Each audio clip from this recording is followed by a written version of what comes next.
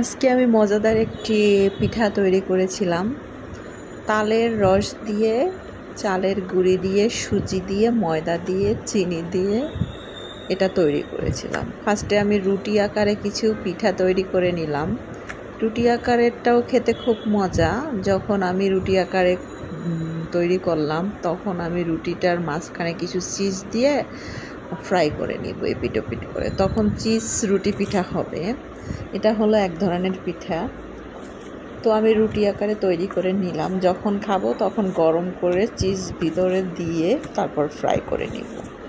আর একটা হলো তেলের ভিতরে দিয়ে গোল গোল করে তেল পিঠা যেটাকে বলে, এটা খেতে এত মজা। এটা আমি ছোটোবেলায় এত খেয়েছি, মানে মুখে এখনও সেই স্বাদ লেগে আছে। তবে আমি এটা